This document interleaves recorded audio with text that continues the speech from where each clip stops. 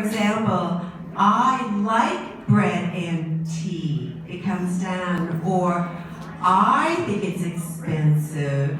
Because if you say, I think it's expensive, the speaker thinks there's something more coming. But it's like landing an airplane. It means you're finished. So statements in English come down and questions go up. And I know you can all do that because you've got your 6 tones in Vietnamese. So you're masters at tones, right? You just have to transfer the up tone to the down tone. All right, so let's go on here. That was very good. So you'll all have opportunities to volunteer because there are many more dialogues coming. Okay. So I just put this slide up here. If you want to practice at home and get more information, or if there's some teachers in the audience, here are some additional resources for you to understand stress in English pronunciation. So if you want to take a shot of that, go ahead. Just for your reference.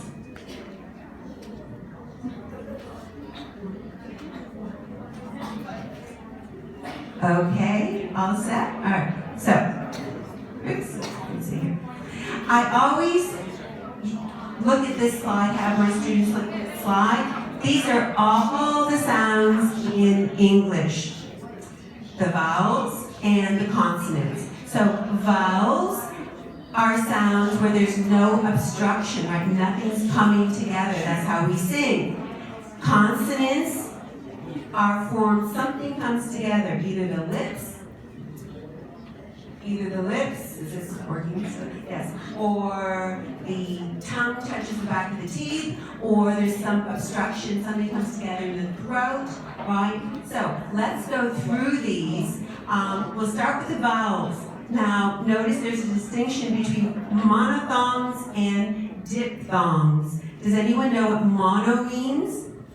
One. And di or dip means 2. Okay. So, in the monophthongs, the vowel sound stays, right, pure, the same sound. But in a diphthong, it slides, like how, I, right? It starts at one level, but it slides. You have them in Vietnamese, so it shouldn't be difficult. You just transfer. So let's just pronounce this one by one. So sheep, sheep, ship, ship, good, good, shoot, shoot, bed, bed, teacher, teacher, bird, bird, door, door, hat, hat, up, up, far, far, on, on. Okay, sorry, my back is too here. I'll come over here. Okay, and now we're going to look at the diphthongs. So again, we'll get a nice slide here. Here, here, wait, wait, tourist, tourist, boy, boy, show, show, hair, hair, my, cow, cow. You hear the difference? It slides. Okay, let's move on to the consonants. Now these consonants are grouped, they're paired. We have voiced and unvoiced consonants. An unvoiced consonant means your vocal cords do not vibrate. In a voiced consonant, they vibrate. So if you actually touch your throat, you will feel the difference between voiced and unvoiced. So for example, the first pair, we have P, P, and boat. Boat. So P, P, unvoiced, but boat, right? You hear it voiced. Now, the reason they're paired is because they're made exactly the same way. They're called bilabial consonants. The two lips come together. So let's go on to the next pair. T, T, dog, dog. So in this pair, the T is not voiced, but the D is. Moreover, I want to point out the P and the T, when they come in the beginning of the word, are highly aspirated. It means there's a big puff of air, and that is different from the way you pronounce it in Vietnamese, right? So P and T, can you hear that puff of air? And if you actually put your hand in front of your mouth, you can feel it as well. That's a way of testing whether you're saying it correctly. So in the beginning of the word, highly aspirated. Let's go on. We have cheese and June. Cheese. Cheese. June. June. June. June. Good. And car. Car. Go. Go. Those are also paired. They're made in the back of the throat. Again, the k sound in English, when it comes at the beginning of a word, is highly aspirated. Means a big puff of air. Okay. Fly. Fly. Video. Video. Okay, now we come to the pair that's a little tricky, right?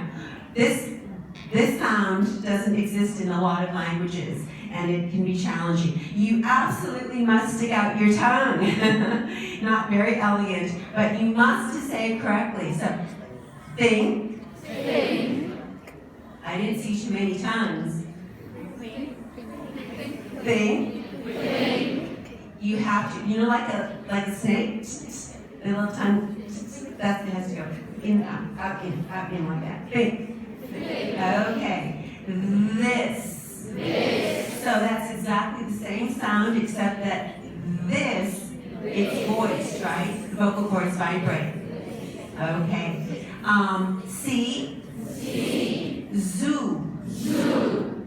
Shall. Shall. Television. Television. Man. Man. Now. Now. Sing. Sing. Now that's easy for you, but do you know that for an English speaker, that ng, you have that in Vietnamese at the beginning of a word, right? That is so hard for us. It's one of the hardest sounds. I still can't say it correctly, because in English we only have it at the end of a word. Okay.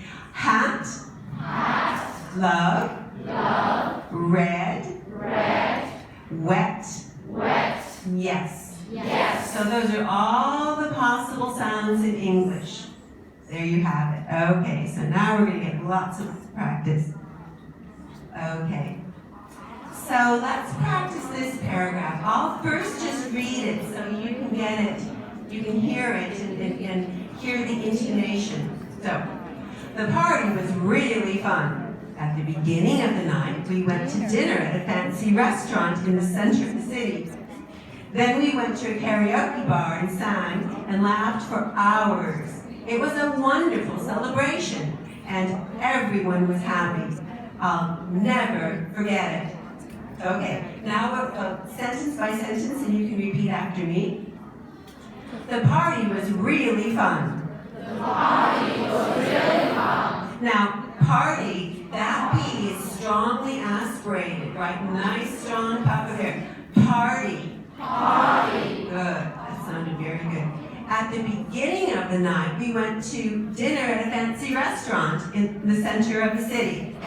At the beginning of the night, we went to dinner at a fancy restaurant in the center of the city. That's a long sentence. That's very good. Then we went to a karaoke bar and sang and laughed for hours. Then we went to a karaoke bar. It was a wonderful celebration. It was a wonderful celebration. And everyone was happy. And everyone was happy. And again, the H, strongly aspirated, happy. Happy. I'll never forget it. I'll never forget it. Okay, so I want you all to practice, and this will be individual, right? So then I'll ask for some volunteers. So, practice this for a moment, and then I hope we get lots of volunteers. Okay.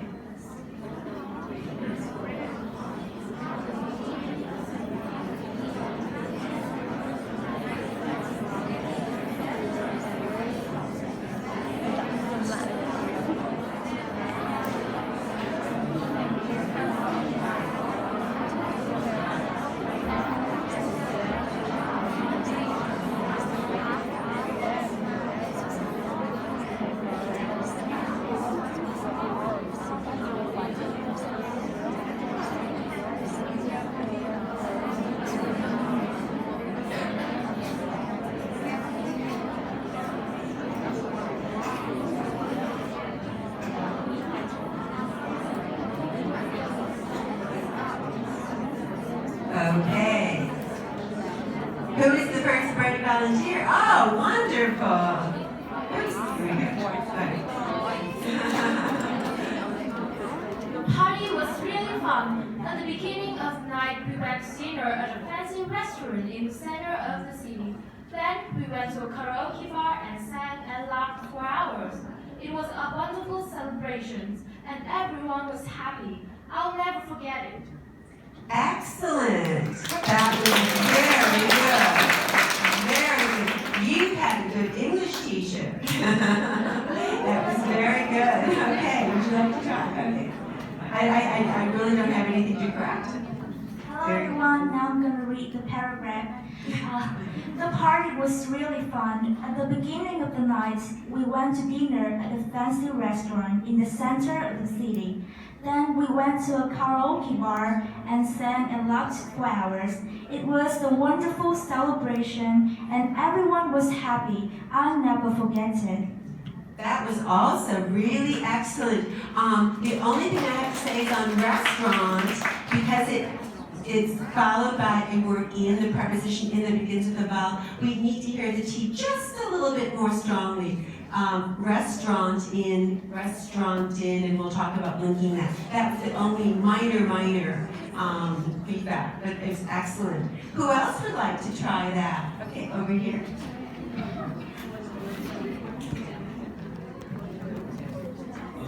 The party was really fun. At the beginning of the night, we went to dinner at a fancy restaurant in the center of the city. Then we went to a karaoke bar and sang and laughed for hours. It was a wonderful celebration and everyone was happy. I'll never forget it. Also very good. I usually have to give a lot more feedback, but this is just excellent. I'm so impressed. Okay. How about another volunteer, and then we'll move on. Oh, great. Okay. The party was really fun. At the beginning of the night, we went to dinner at a fancy restaurant in the center of the city. Then we went to karaoke bar and sang and laughed for hours. This was a wonderful celebration, and everyone was happy. I'll never forget it. Also very good. Yes. Oh, I'm so pleased. Really. Oh, another volunteer here, and then we'll move on. Okay, back here.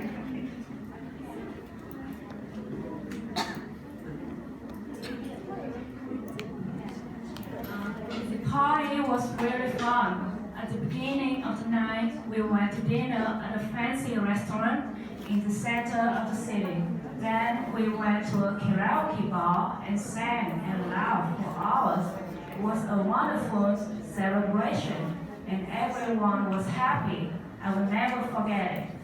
Also very good. The only comment I have is on laughed, the ED ending, because what precedes it is an accent and it's unvoiced. Then the ED gets pronounced like a T. Laughed. That would be the only, laughed. Very good. Okay. Wonderful. So let's move on.